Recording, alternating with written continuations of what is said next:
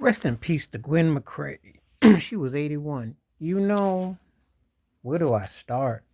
Back in the day, used to bump Rocking Chair, which was a tight cut. It was catchy as all get out. She used to be married to George McCrae. She had some cuts. She definitely had a distinctive voice. She had that down home tone. She had that kind of tone that was kind of like a link between like Betty Wright and with a mix between Betty Wright, Mavis Staples, and Millie Jackson. That kind of vibe. But it was smoky. It was smoky soul. It wasn't for everybody. She didn't really stay hitting in the States. She was bigger in Europe, but people knew the jams though. I mean, Rockin' Chair was one of them songs you could definitely get down with. You could definitely bop to. You could definitely feel it. It was a jam. It was one of them songs that, people used to play cards to, joke to, have fun to. Like one of them songs. She did a remake of Lattimore's Let's Straighten It Out, which sounded good too. Again, she had that down home, that decent Denise LaSalle type of thing. If you know what I'm talking about with certain folk, there's certain artists, they never got no pop love, but they were the truth though.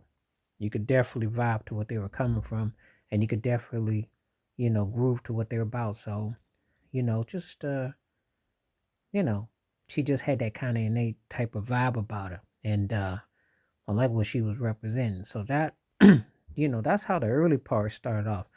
Then, of course, once the dance scene, once you get into the groove, you move fast forward.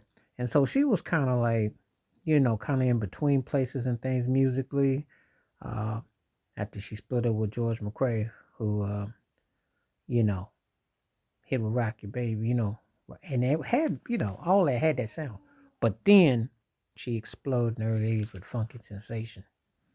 That was a cut. That was a cut. And you see, when you got this kind of versatility and this kind of vibe, you always had a jam. So she could beat you in different ways. And one of those unsung artists. In another era, another time, she'd have been bigger. But R&B music, especially black female artists, if you're not crossover somewhere in between, and there was so much competition. However, usually the case, and you got to give it to across the pond in Europe, the respect was there. Because though she couldn't hit in the States, she got bigger over in Europe. And they appreciated what she was about. There are people in the States who still rock her jams. Don't get it twisted. It's just that we know the institutionalized racism in the music industry. If they don't put no budget on you, they don't push you, don't look a certain way, don't vibe a certain way.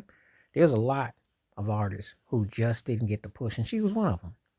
But she had the goods though. I mean, I can't even begin to tell you. Funky Sensation is one of them songs I could listen to half the day and not even think about nothing else. Because it just so laid back, such a groove. Her voice was the truth. Her voice was the truth. And you always want to pay respect to talents that definitely moved you. Because it's just so many that we didn't get a chance to. You wish that you could be heard from again and given their flowers properly. Because let's just say it's an unfair business. It's cold and cutthroat. And you don't always get a chance to say, yeah, that was the artist, that was the champ. So wanted to send out respect, thoughts and prayers to her family and friends and fans worldwide because Gwen McCrae was the truth. And she had some cuts. She had a voice for days. She was the truth. And it's good to know that there's still fans out there who still remember because she definitely was bringing it. All right. Thoughts and prayers. Rest in peace to Gwen McCrae. Remember you. Peace out.